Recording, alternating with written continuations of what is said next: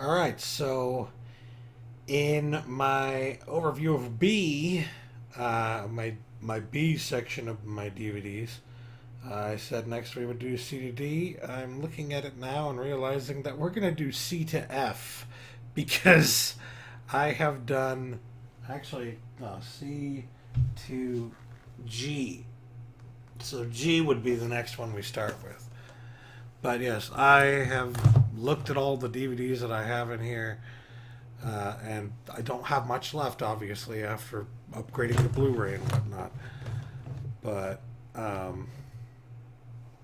because of that, I can legitimately get away in one video with doing C through F, and there being no problem because there are only four movies in C, one in D, one in E, and one, two, three, four, five in F. So to start out with C, we've got Charlie Wilson's War, which I think now, yes, is on Blu-ray, and I'll probably be upgrading to Blu-ray whenever I get the chance. But this is a movie that flew under everybody's radar because they thought it was mainly just a political movie, and of course, yes, it is a political movie, and it's more of a political movie that.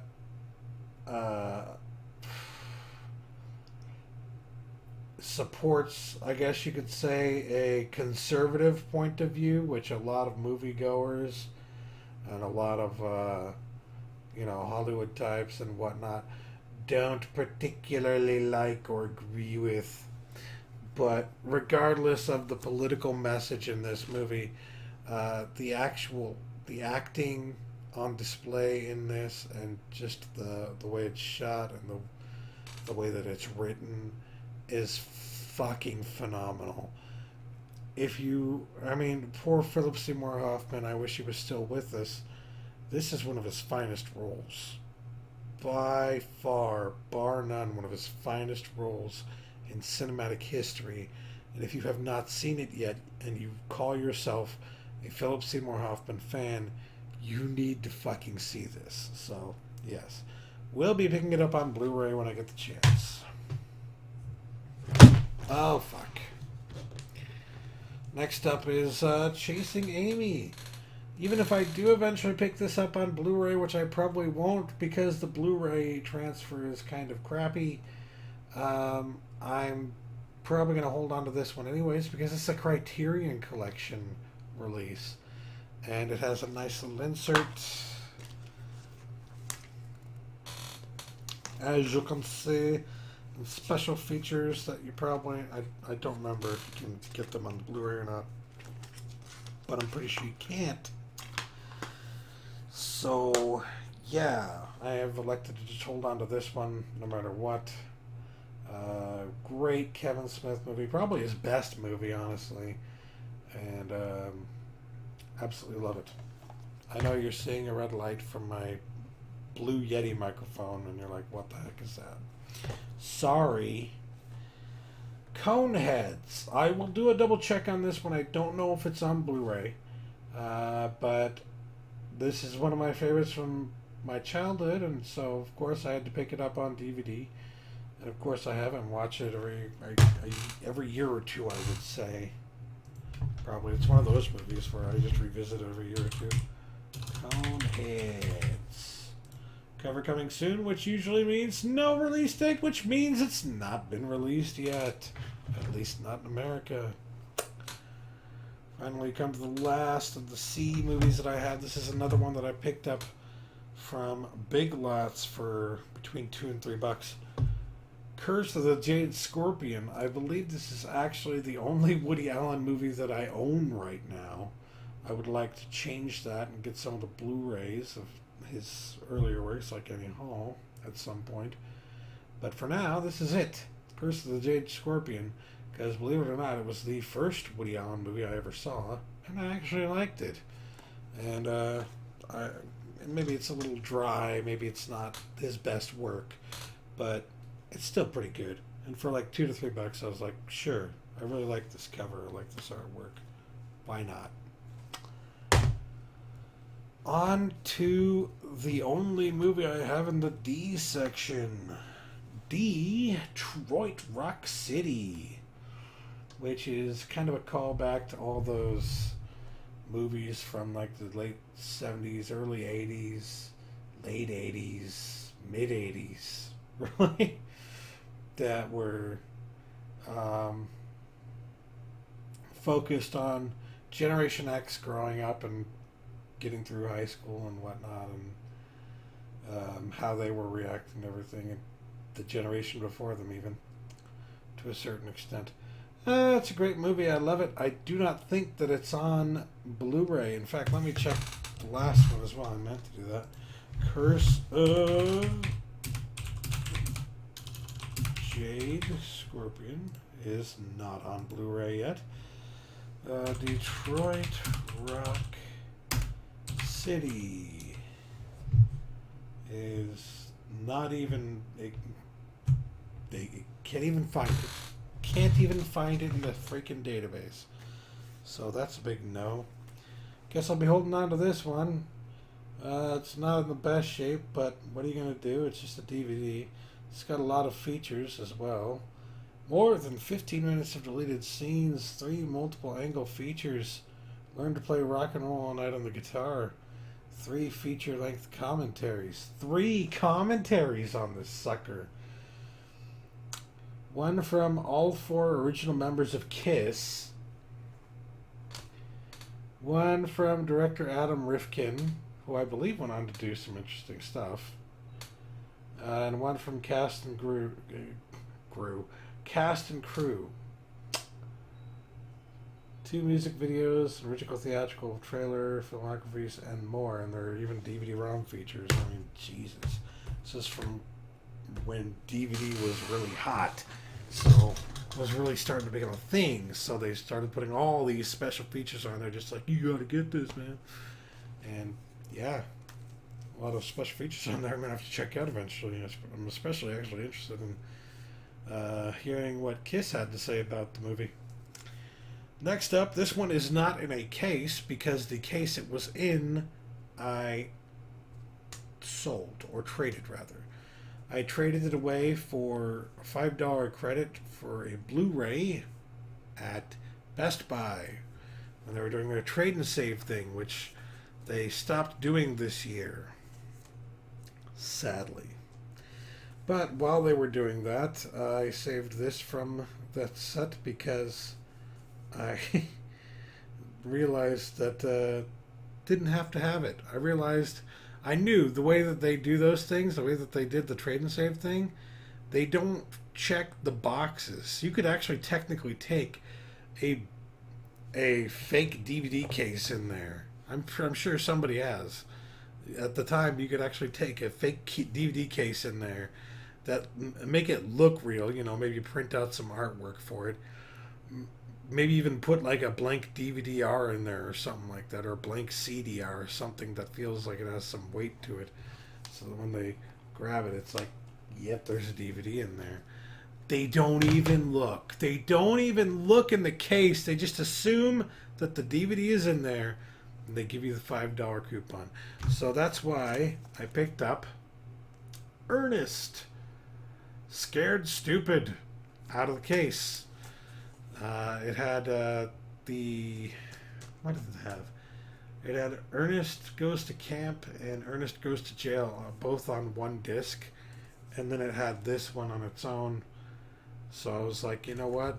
I already have those other 2 on Blu-ray, which you'll see eventually. I got those for $1 each on Blu-ray at the dollar store. So I said, if I've got those on Blu-ray, then why do I need these 2 on DVD? But I don't have this one on Blu-ray yet, so might as well save the DVD, because nobody's going to open the box and look for it anyways, especially when the deal is for 1 DVD, 1 movie for a $5 gift card, and you're basically giving them 2 movies instead of 1 already. So what's the harm? What's the harm? Now I still have Ernest Scared Stupid, and no, I don't feel bad for it. And now this one, you probably already saw it, is one that I'm going to be keeping in my collection until they decide to put a particular special feature on the Blu-ray for this movie.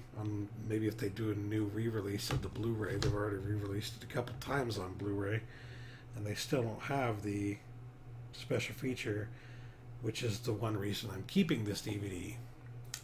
Ferris Bueller's Day Off. This particular copy of the DVD, this one right here, no other one, just this one, has a commentary from director John Hughes, the late director John Hughes, who is no longer with us anymore. And believe it or not, to my knowledge, this is the only commentary that John Hughes ever did for anything. That's why I bought this for $2 at a pawn shop. Because it's worth it just for that one rare commentary that you're not going to find anywhere else. So, yeah. I do have the Blu-ray, by the way. I picked up the Blu-ray anyways. Why not? The next one, I believe, is on Blu-ray. Let me check.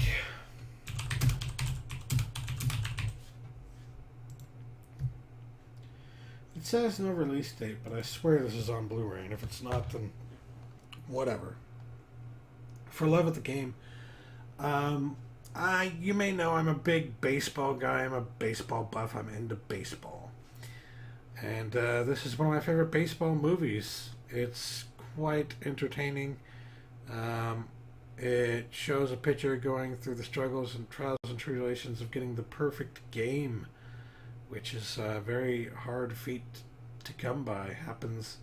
It's been happening a lot more frequently lately, but usually, like, it happens every maybe 5 to 10 years if you're lucky.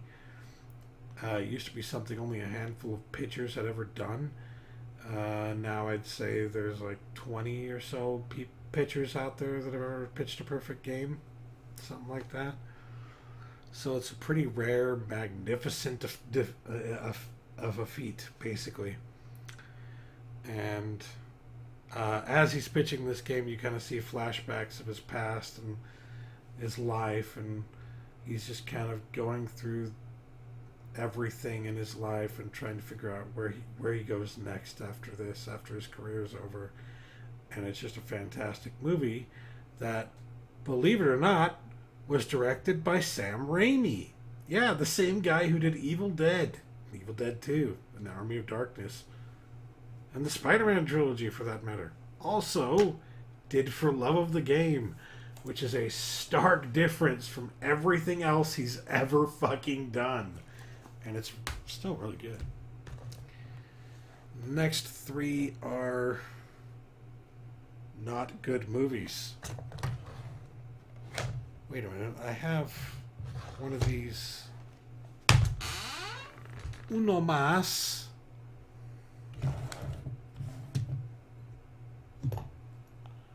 You're hearing a bunch of crap, I know. I wish I could pause, but I can't pause, so you're just gonna have to deal with me here. Because I forgot that I had pulled this off the shelf. Alright.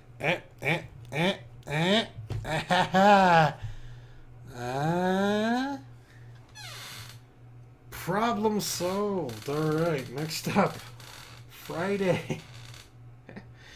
I watched this with a group of friends recently, and we had a blast because, it's one of those things from when I was younger.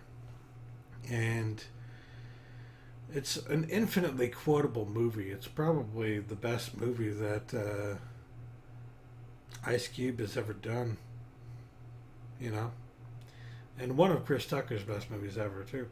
It's just a good, fun movie that has resulted in a couple of sequels as well, such as Next Friday, which I also have. I haven't seen this one in years, though. I remember it being like my favorite of the trilogy, though. And then, of course, I also have Friday After Next.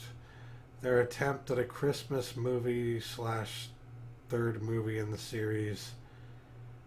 that kind of failed horribly. I don't know. I think those are on. I think the first one of those is on Blu-ray, but the other two are not.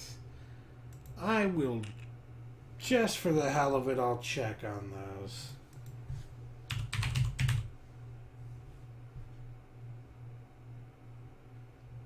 I'm not seeing him.